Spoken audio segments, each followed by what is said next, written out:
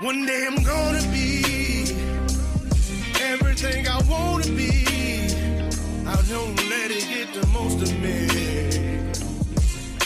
One day I'm gonna be free. I wanna be everything I'm gonna be. My future right in front of me. One day I'm gonna be free. I wanna be free. So let me be free. From the depths of darkness, a voice emerges. A host with a fire burning in his soul. With a heart steel and a spirit unbroken. He rides on two wheels ready to claim his throne. Amidst the chaos and the thunderous roar, insane wheels rise as a force to be reckoned with.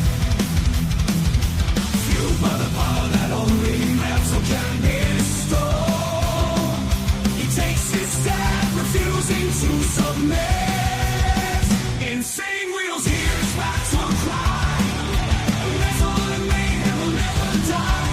Rituals report he pays his way. Oh, legend in the making, day by day.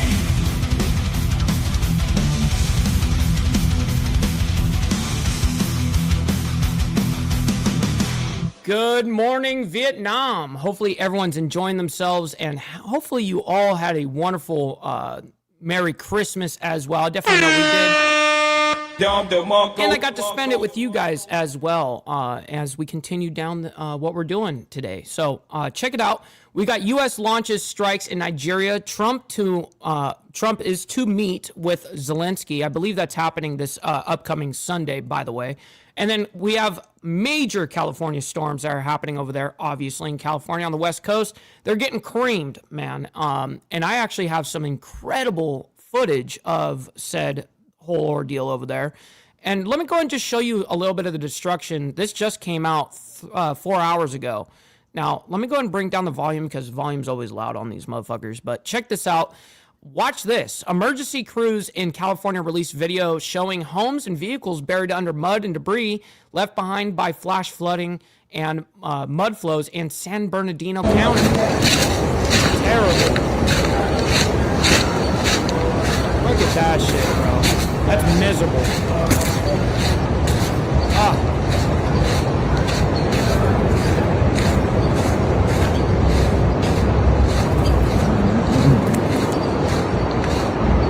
Just straight misery. Look at that. Holy shit.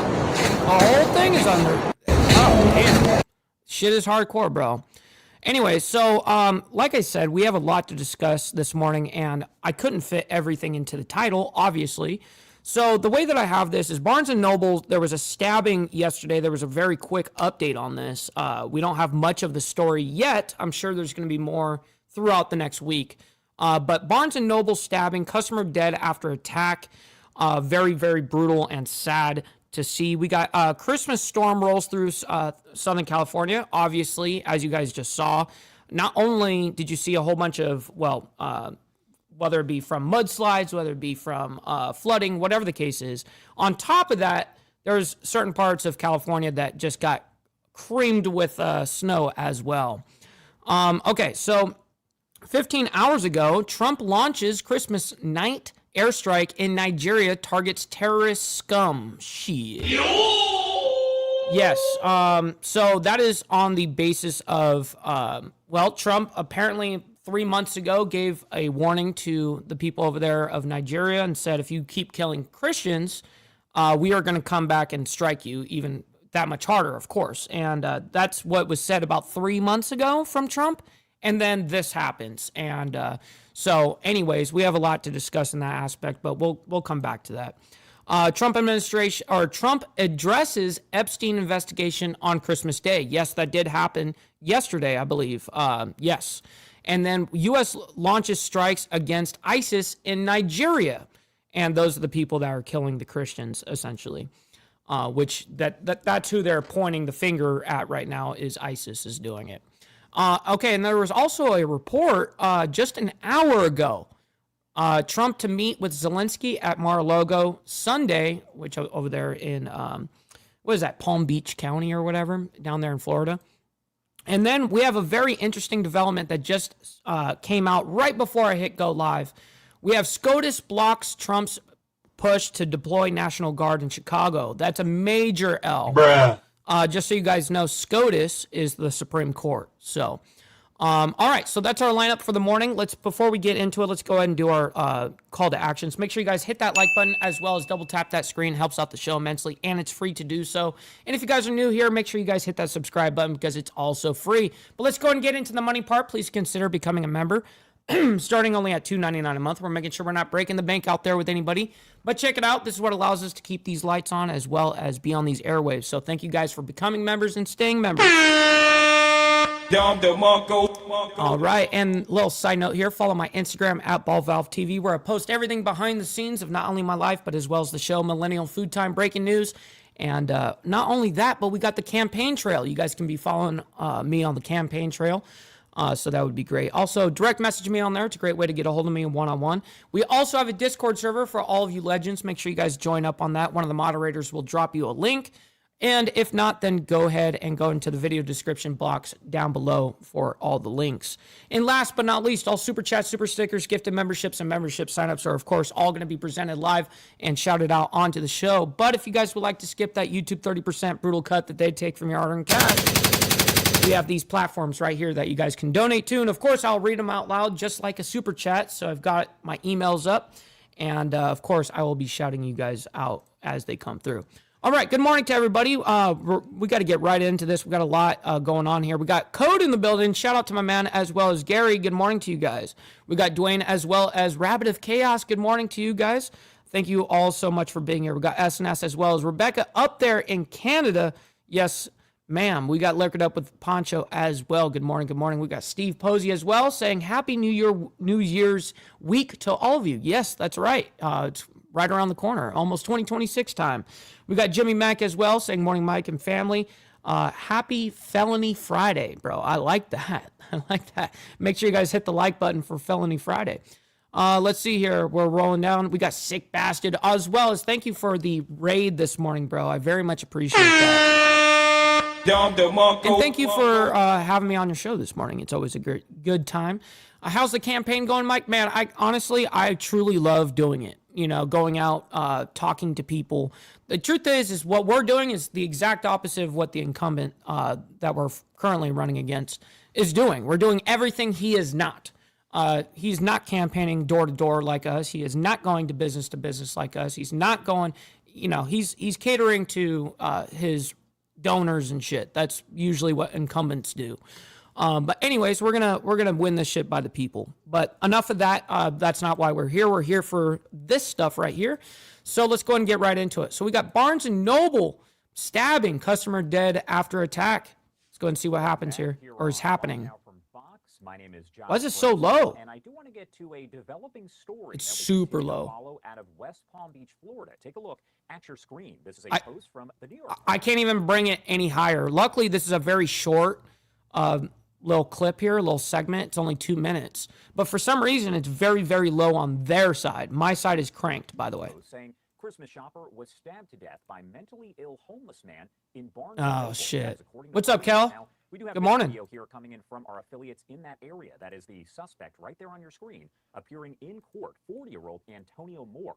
Now, here is what we know from investigators. All of this taking place there in Palm Beach Gardens, Florida, at this Barnes & Noble store that you're looking at on your screen. Now, the incident involving victim Rita... What's up, Saltwater Life? Great to see you in the chat. Around 8 p.m. Monday at the Legacy Place Shopping Center, if you are familiar with the area. What you're looking at are some of the court documents there. Witnesses told... So far right now, it looks like, obviously, happened over there in Palm Beach, Florida. Palm Beach Gardens, specifically, over there at a Barnes & Noble. And the stabbing was done by a mentally ill homeless person? That the suspect, Antonio Moore, ran out of the store after stabbing the victim. Shit, Papa. Victim was found by responding officers inside the Barnes & Noble suffering there he a is. stab wound and later died in the hospital from her injury. Damn, and that chick died? Oh, my God. Crazy work.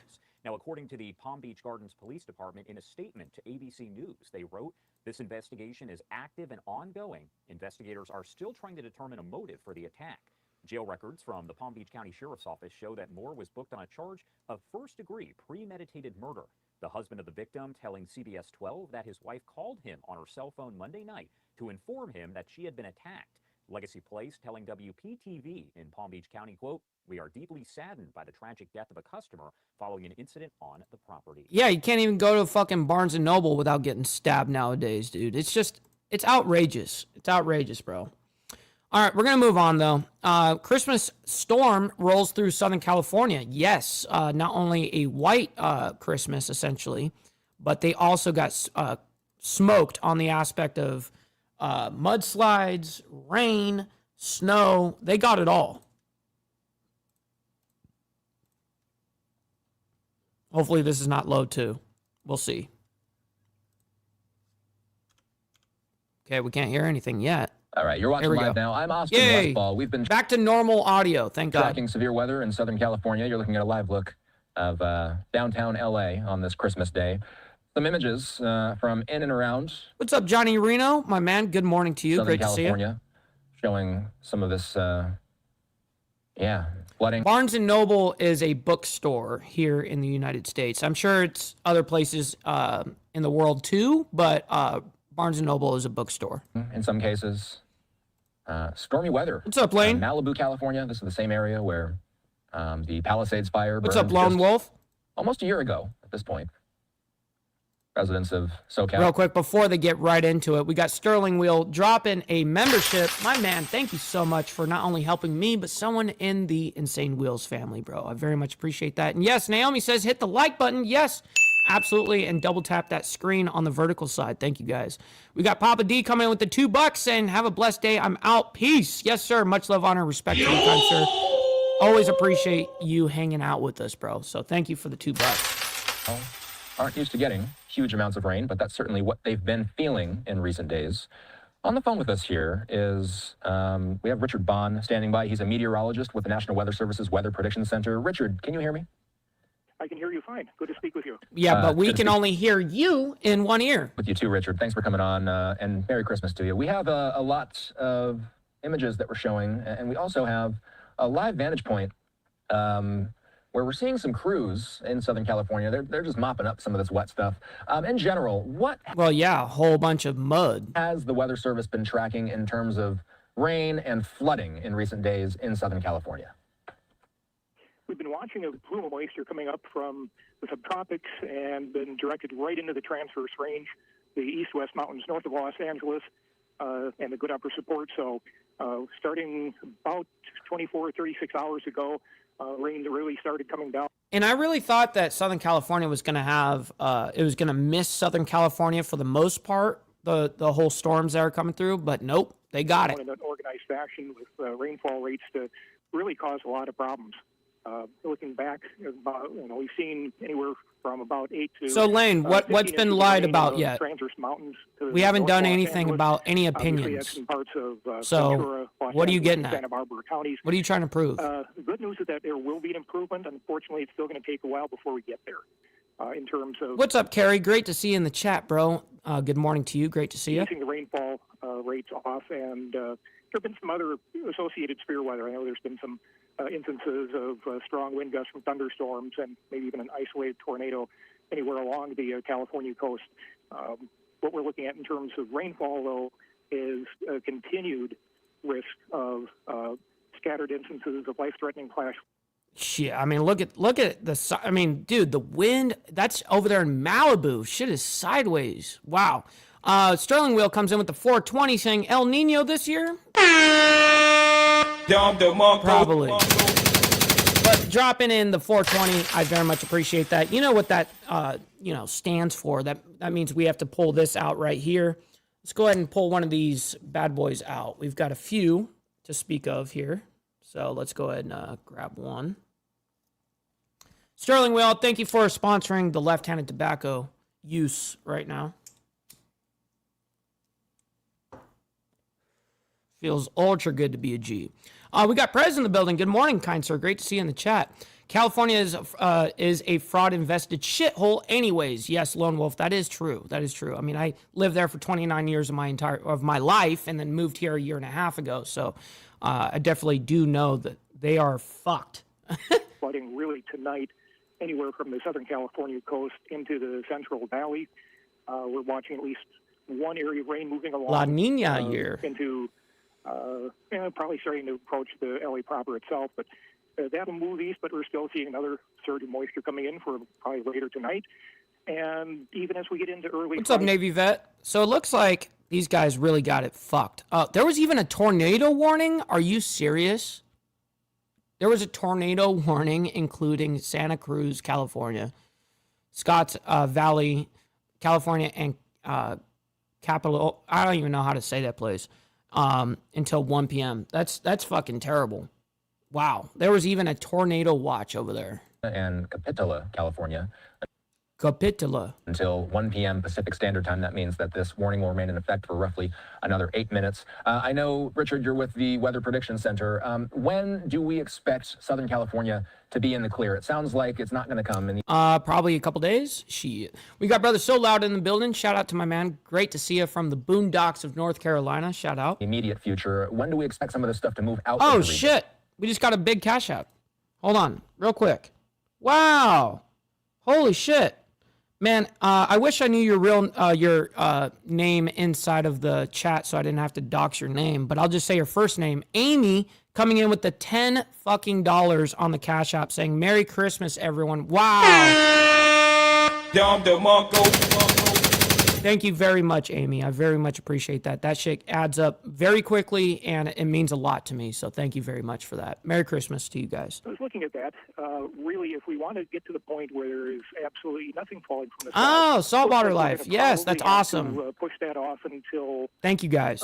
Later in the day, on late tomorrow night into maybe early Saturday. They're still looking at clouds Saturday morning, but then clearing skies in and around the Los Angeles area. All right, so we don't really need to hear much more about this. We saw pretty much all the imaging. What's this, though? I didn't see this part. Let's actually hear what they have to say on this, and then we'll move on. We've got a lot to discuss this morning. Fire department, by the way, sending this out. They say this is in the Wrightwood area. They say...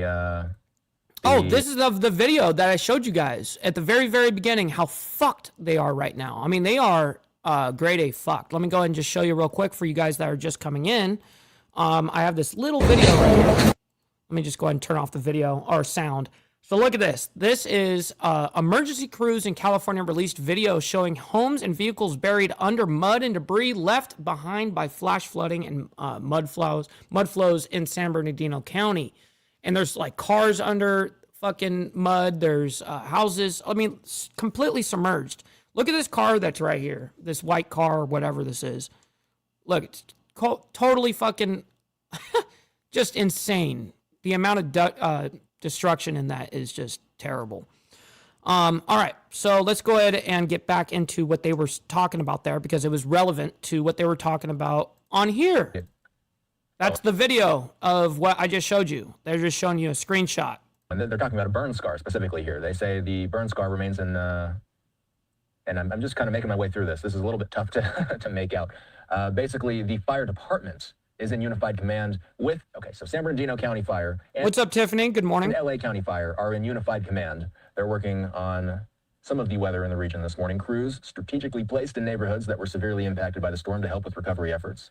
They say they'll give more updates in the evening. So this is an event that's impacting areas in and around Southern California, not just the city of Los Angeles. By the way, Fox LA saying the second wave of the holiday storm in Southern California is expected to intensify during the afternoon hours on Christmas Day, just as Rich, it did happen. That did happen. It got even worse. Crazy. Anyways, we're going to move on. So this was breaking yesterday about 15 hours ago. So obviously after we were done with the show yesterday morning, Trump launches Christmas night airstrikes in Nigeria, targets terrorist scum, quote unquote. Now, this is regarding the killing of Christians. That is what Trump has been talking about with the last 15 hours on this. It's he actually gave a warning on like True Social or Twitter or whatever. about 3 months ago and said, if you guys continue the act of killing Christians, we're going to come back and strike you guys tenfold. And yeah, that happened.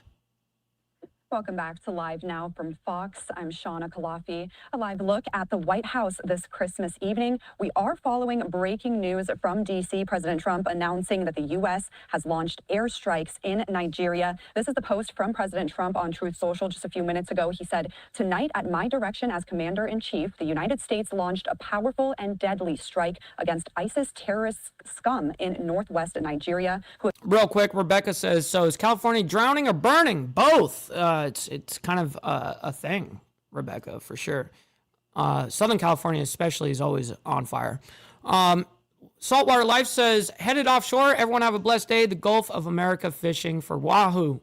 That is awesome, man. Great to see you. And thank you again, you and your wife, for the $10 donation. Definitely goes a long way, bro.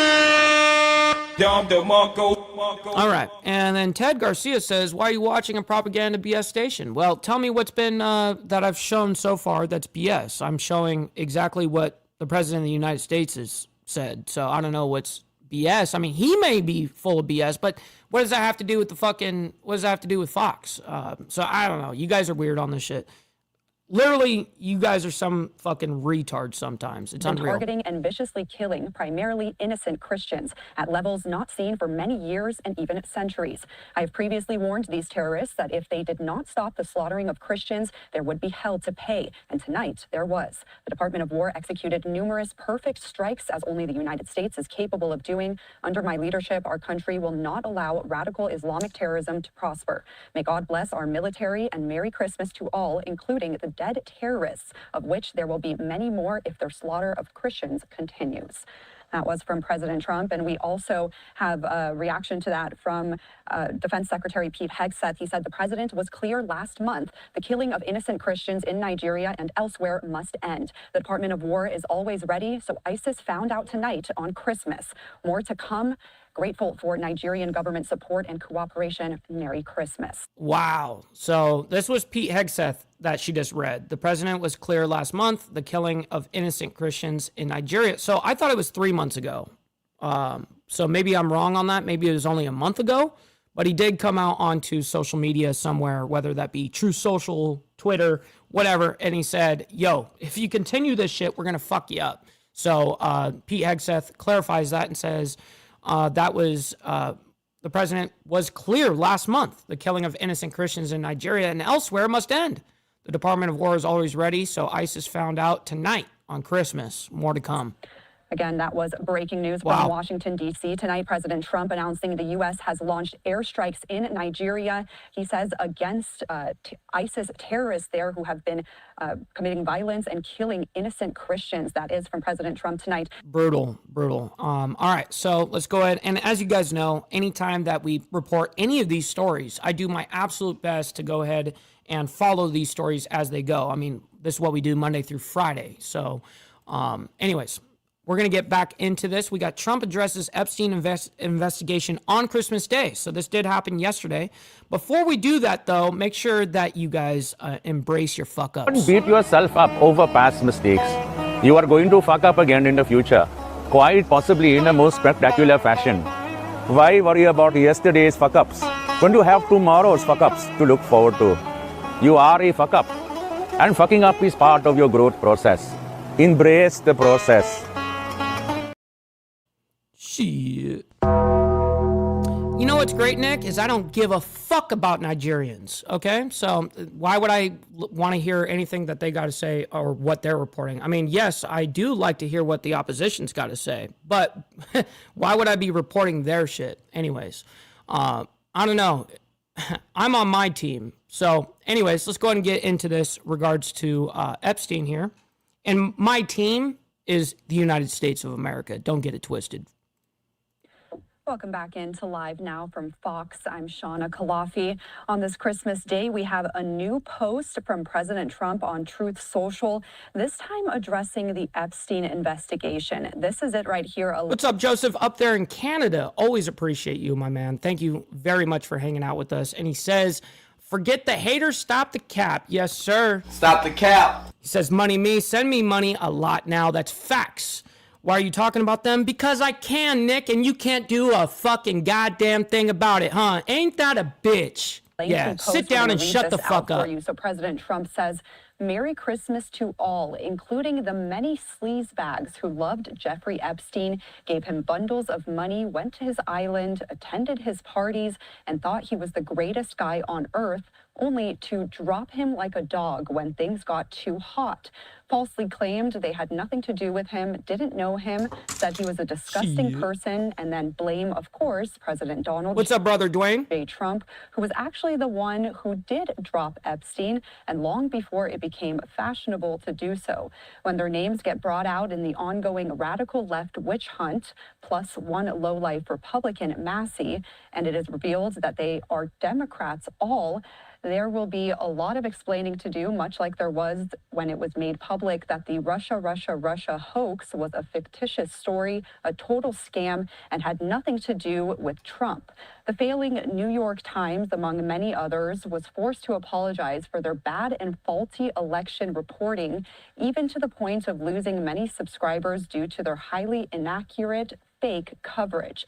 Now, the same losers are at it again, only this time so many of their friends, mostly innocent, will be badly hurt and reputationally tarnished.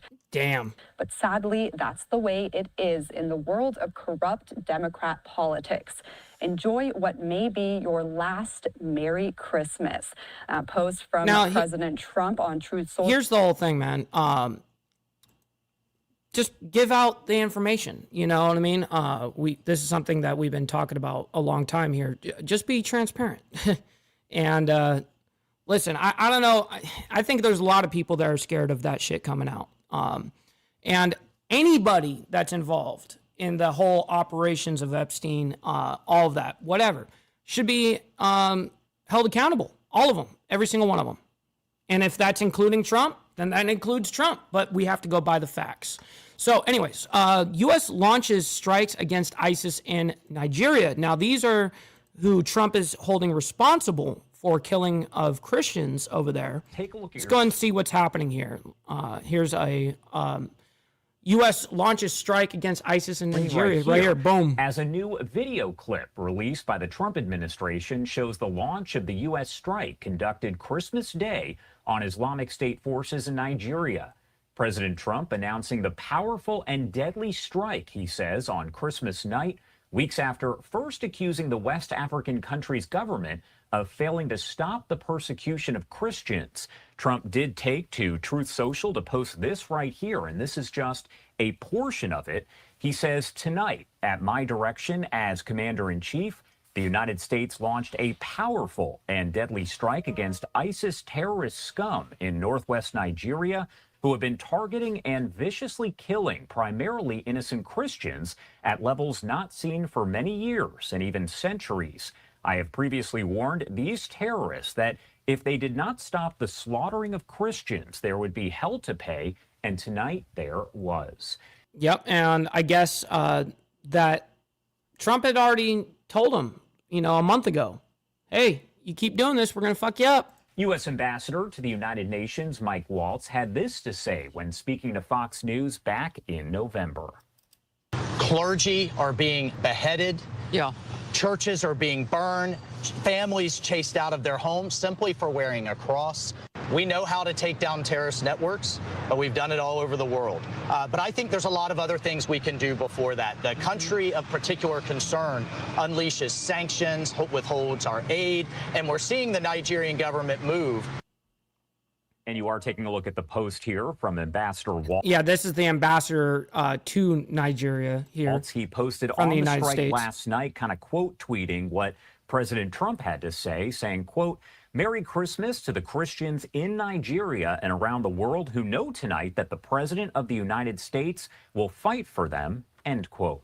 Now, I do want to bring in former Kansas Governor Sam Brown back, who served as ambassador at large for international religious freedom during President Trump's first administration to discuss. Yes, make sure you guys do me a huge favor. We got 323 of you guys in here. Make sure you guys double tap that screen on the vertical side and hit that like button on the horizontal. I very much appreciate you guys. You guys don't have to like the craziness that's happening around the world, but you guys can like me and what we do here in consolidating everything. So thank you guys. All of this and break down exactly how we got to this point.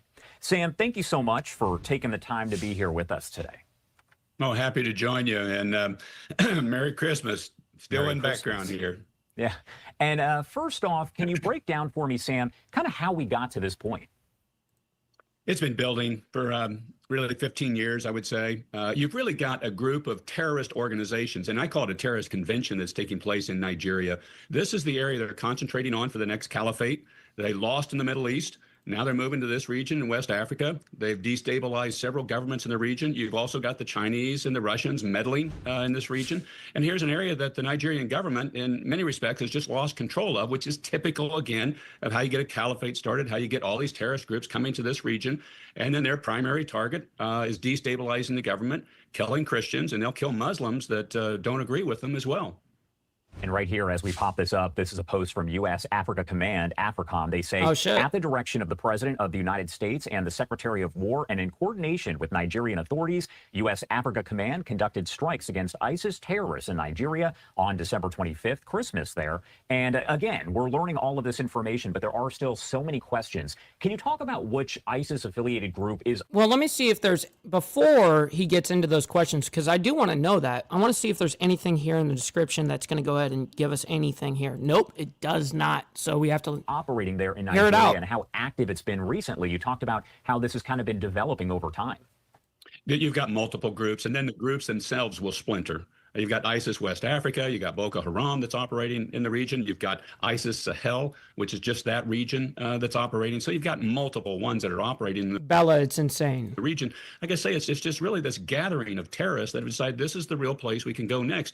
What I admire really about the president's decisive action here is that's exactly what's needed to prevent this caliphate from building. You could end up, if you don't get aggressive action here, of a caliphate of 250 million people spread throughout West Africa by all these various terrorist groups just operating, pushing, getting more people recruited into it. And it's widespread killing that's been taking place for over a decade. Now, Nigeria, I believe Nigeria has a humongous population. I'm going to look it up right now. But now, this has really got to be decisive. It's got to be aggressive. And the sooner you can get on top of it, the more likely it is that you're going to stop the caliphate from getting formed. Holy fuck, man. They really do have a humongous population. Wow. Look at this shit. Nigeria's population is around 239 to 240 million as of late 2025, making it Africa's most populous nation and the 6th globally, with projections showing continued rapid growth driven by high birth rates and youthful demographic profile. Yeah, crazy, bro. All right, let's go ahead and get back into this. Sorry, just how to get that side note in. Here we go. When you talk about Christmas Day specifically, again, we're talking about the persecution of Christians. What's up, Papa Penguin, my man? Good morning and great to see you, bro. And we get this announcement from President Trump that the strikes have been made there on Christmas Day into Christmas night. What is the significance overall of that? Do you think that was done on purpose?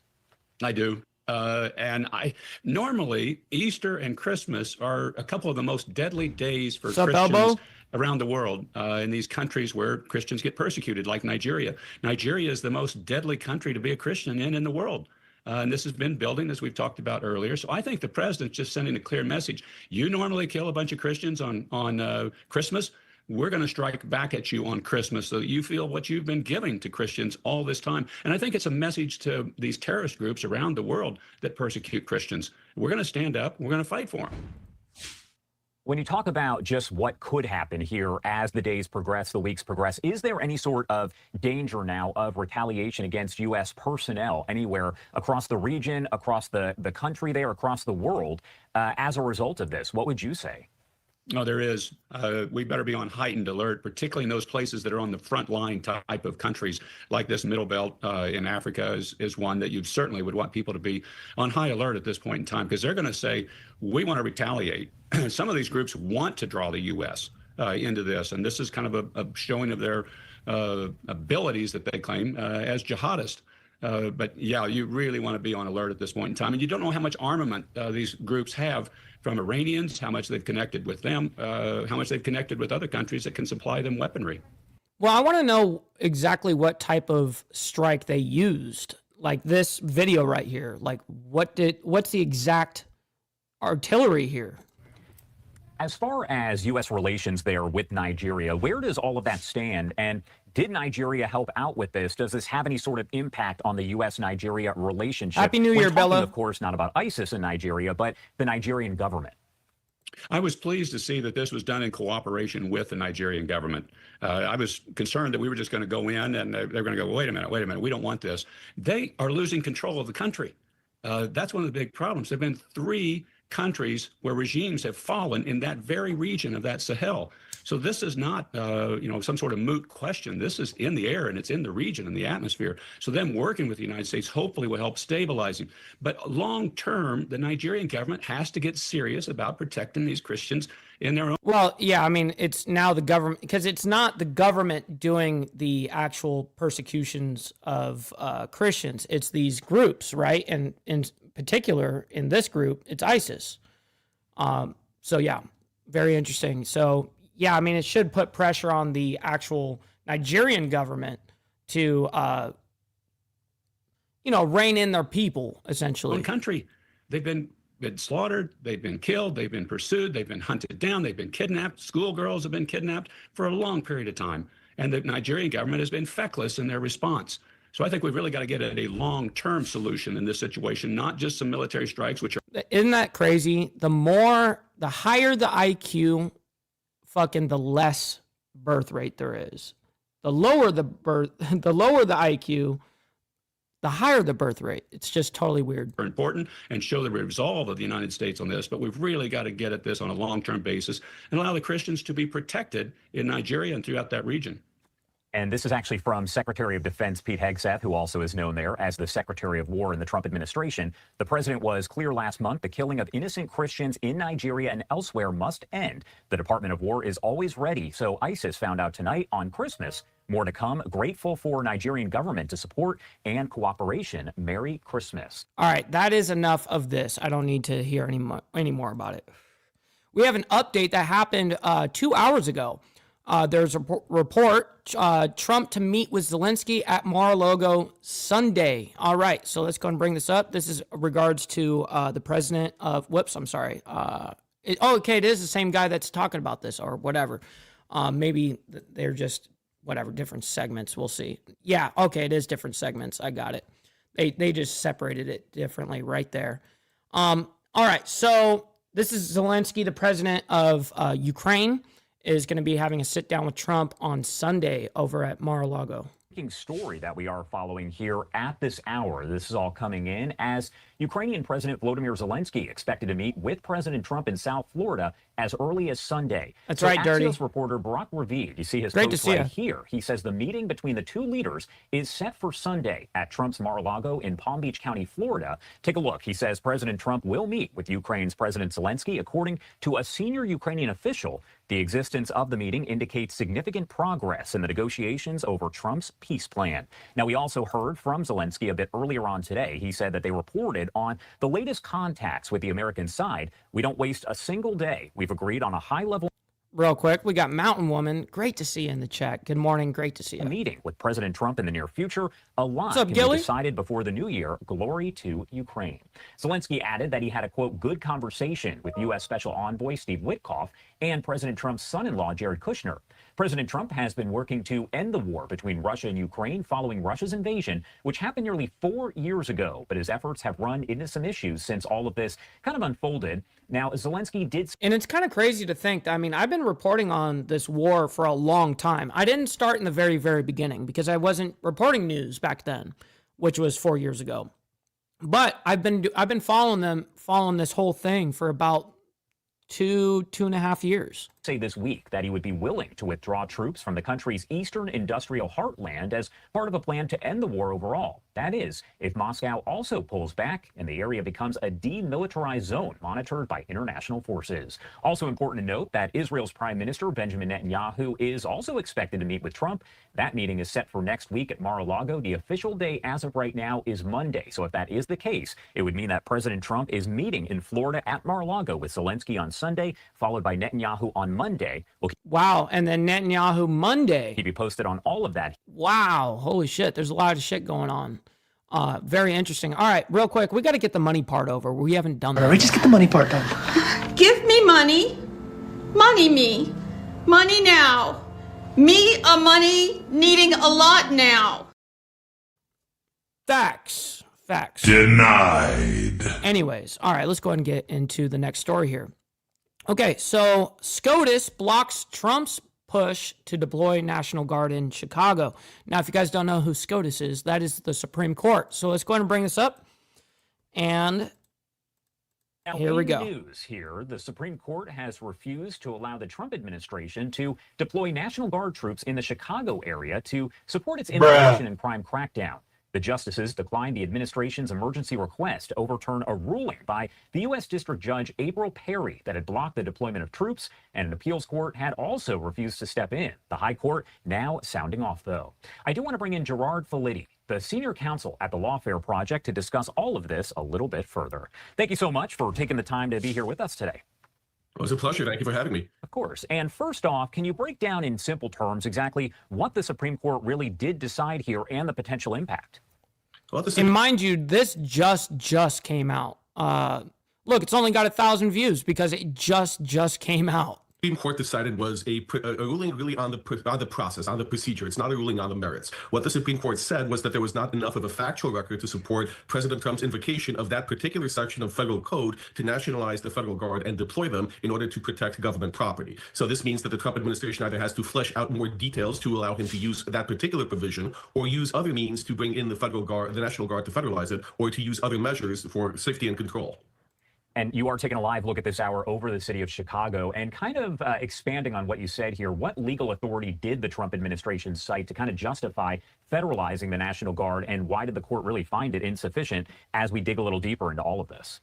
Well, what Trump did was use a section of Federal Code 10 U.S.C. 12406, which allows him to federalize the National Guard when he is unable with the regular forces to execute the laws of the United States. And the issue here was what regular forces actually means. The Trump administration argued that regular forces means law enforcement, means federal agents. But the countervailing argument, which ultimately the Supreme Court agreed to, was that regular forces means the military. So President Trump's use of this statute was limited because the federal court system, the Supreme Court, weighed in and said that regular forces means military, not law enforcement, and that his ability to issue the National Guard orders to come in was limited under that particular provision. So it's so he has the military authority, but not on a police authority. But I thought the National Guard was theoretically military, I thought. But maybe they are considered on the police. I don't know. There is a lot of that's way above my head. Litigation that's kind of tied to this. So what does this ruling by the Supreme Court really mean for that ongoing litigation? What's up, Pablo? Good morning to you, kind sir. Great to see you in the chat. Means is that litigation will ultimately continue, and we are likely to see this come back before the Supreme Court. Really, what this means is that President Trump, the Trump administration, has to go back to the drawing board in how it is issuing these orders and using different tools to justify them if it wants to continue down this path. For example, the Trump administration could actually issue orders under the Insurrection Act, but it would need to declare an insurrection in order to do so. So it would need to establish a factual predicate. The Trump administration could also use the regular forces, could actually deploy the standing active duty military in certain circumstances, but again, it would need to have the factual basis to do so. So it still leaves the Trump administration options if it wants to deploy forces in Chicago, New Orleans, or elsewhere, but it needs to go back to the drawing board in how it does that. And I believe there were 3 justices that did dissent from the majority there. What was their argument? What's up, Warland? Good morning, kind sir. Over there on the, in the state of Washington. Argument, kind of on the other side. on Well, the for West Justices Coast. Alito and Thomas, the argument is that it encumbers the government's ability to actually protect federal officers. And this is a concern when you need a rapidly evolving situation. For example, if there is a siege of a government building, of the Supreme Court itself, for example, you want to be able to deploy the National Guard and quickly there's citizen soldiers who live in the area and have an armory in the area, for example, instead of having to first deploy the army. The concern from Justice Gorsuch was that there needs to be more judicial restraint when evaluating actions taken by the executive. So those three together would have ruled differently and probably allowed President Trump to carry out the deployment of National Guards under his theory.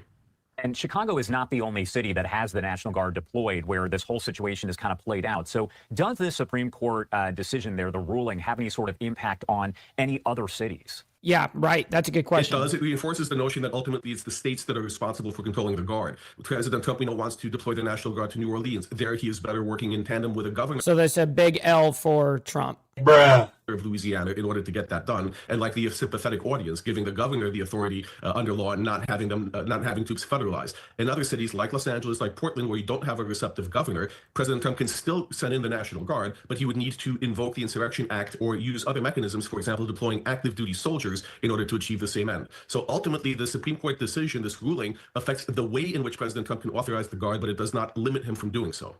Is there any way that all of this goes back to the Supreme Court again, and how would that kind of play out?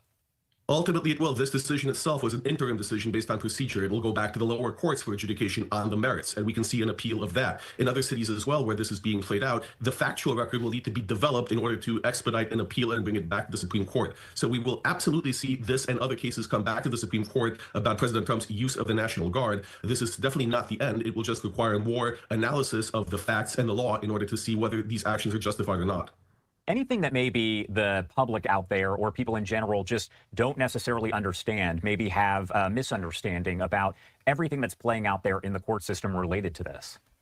Well, I think the challenge here, what we're seeing is a dichotomy between people who want to see federal law enforced, but also we're seeing resistance. We're seeing protests on streets. We're seeing targeting of federal officers, which is itself a crime. And I think what people need to understand is that part of the issue is, yes, the deployment of the Guard, but also the safety features, the safety problems that we have when people are obstructing justice, when people are obstructing federal law enforcement from exercising the law. So I think that is the bigger issue, that we need states and cities to take a more active role in being sure that local law enforcement is being appropriately used to not allow illegal acts against federal agents. If that were to happen, we wouldn't even be talking about the National Guard. We would be talking about a local law enforcement issue.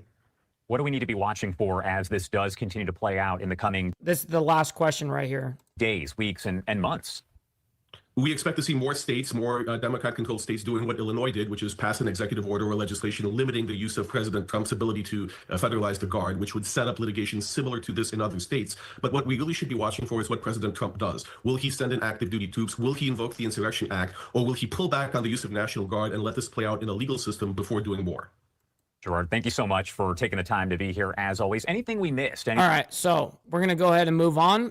We've got winter storm update forecast amid ice warning. Now, this just came out 30 minutes ago, so this is the only reason why I'm going to go ahead and show you guys, because it's relevant for right here, right now. For the United States here. Let's go ahead and check out what's happening here. Look at our XRAD radar system. It's a mess. We're looking over there on the East Coast. Over there in the Northeast. And really, we want to know a little bit more about what folks should expect there. So let's head over to Jane Menard, meteorologist there at Fox Weather. And I can see a mess on your screen as well, Jane. Oh, shit. Oh, yeah, we've got a lot Look of at color that. on this map. Good morning, Josh. We are Damn. tracking a pretty significant winter storm the day after Christmas for the Northeast. Now, over the Great Lakes, we've had some icing threats, particularly across the heart of Michigan this morning. So eyeing up that closely for the next couple of hours. But a lot of this transitioning into the Northeast, across Pennsylvania, Western New York, and then eventually we're going to see this move into the Big Apple. So it's certainly cold enough, much colder this morning than it was Christmas Day across the region, but we do have some snow showers starting to work their way in along the I-80 corridor. This will continue to fill in over the course of the next couple of hours, but this is where things get a little tricky because it's not all snow for everyone. And just like what we've seen so far this morning up across Michigan, the northern tier of the Great Lakes, we have this kind of battleground taking shape where freezing rain and ice really becomes our main travel hazard. And, well, a hazard too. Yeah, fuck ice, bro. when you consider the fact that we're talking possibly... Like, I hate snow, but I hate ice way more. Upwards of 1/4 to 1/2 inch of ice accretion across parts of western PA. That's what leads to power outages. That's what leads to the weight on the trees and the power lines and becomes an added danger. So this is going to kick in for the back half of our afternoon, right outside of Pittsburgh. And then we keep that ice threat all the way to Philadelphia, where we might start things off this afternoon with a little light snow, but freezing rain is ultimately going to take over as the primary threat there. So where we are expecting to see the... Real quick, we got Motobomb Virginia in the building. Shout out to my man, as well as Trigger Warning. Good morning. Good morning. Good morning. Biggest ice threat. That's where we have an ice storm warning across parts of western PA, Erie, and then we take it down just off to, say, between State College and Pittsburgh. Winter weather advisory here in blue. That's for the snow that we have up across Syracuse, Buffalo, Binghamton. But then let's get to the good stuff. A winter storm warning. Now, this is already leading to a travel headache in the Northeast. So far, we're climbing close to 600 flight cancellations out of New York. Wow, 600 fucking canceled flights from New York projected for this whole ordeal. A winter storm warning for the 5 boroughs, which means... Now, this is for today and tomorrow. That last map was showing today and tomorrow. Now, this map just changed. We're expecting snow to really be the bullseye here as we go through the night tonight. Snow beginning to creep in as we head through the afternoon. I think this really settles up by the evening. Oh, you guys are getting sweeped. Oh, that's miserable. All right, so let's go ahead and see if there's anything else that they point out over here. They probably do not. Oh, they do. I was about to say, I wonder if they go into California. I want to see what California is looking like. Since this just came out, this makes sense to go ahead and check it out. I mean, flooding has been such a topic of conversation on the West Coast. I mean, not just for California, but through the month of December, right? All the way up through Oregon, Washington. Now, of course, this Christmas week, it has been California in the spotlight. San Francisco down through Los Angeles. The good news is that this rain story is beginning to wrap up. I appreciate that, Tammy. For LA, we do have showers that will linger through the day today, probably about another inch in the forecast, but we are expecting a drying pattern into this weekend. But because of just how saturated the ground is at this point, we do still have runoff concerns. And really at this point, all it takes is just a little bit of rain to increase that flood potential. So LA down through San Diego, we're going to continue to monitor the basin very closely, where we could continue to see that heightened risk for mudslides and rock slides, but also to the snow. It keeps falling. And this has been the one silver lining to this story on the West Coast. Yes, we need the snow. We need the snow pack. And it's been a pretty lackluster start to the season thus far. But look at Sugar Bowl right now, Josh. What's up, Two-Wheel Jesus? Good morning. Right now, I mean, new snow, 30 inches just in the last 24 hours. This is what we like to see. And heading into the weekend with that. That was Donner, California. Drying stretch, right? As we start to see this start to work its way out of the region through tonight. I do think that traveling up to those ski resorts, getting up into the passes for this weekend after Christmas before the new year. And vice versa, Carney. I always appreciate you as well, man. All right, ladies and gentlemen, that is that's a wrap right there. We're caught up 100% on the media. So listen, this is what we do Monday through Friday. And, of course, what we do on Saturday mornings is members only, to be able to give you guys back something. You know what I mean? You guys do so much to support us over here on Insane Wheels. I'm very honored to be able to do what I do. And I hope that you guys see that I truly do enjoy it. So make sure you guys hit that subscribe button, as well as hit that like button. Double tap the screen if you're on the vertical side. Very much appreciate you guys. Make sure you guys stick around. We're going to be rating our buddy Rob Knorr. He's a political commentator. Make sure you guys go over there and let him know we're coming through with the Mike Ball / Insane Wheels raid, whatever. And all right, much love, honor, respect to everybody. God bless everyone. Merry Christmas and Happy New Year if I don't see you guys until then. Much love. From the depths of darkness, a voice emerges, a host with a fire burning in his soul. With a heart, steel, and a spirit unbroken, he rides on 2 wheels, ready to claim his throne. Amidst the chaos and the thunderous roar, Insane Wheels rise.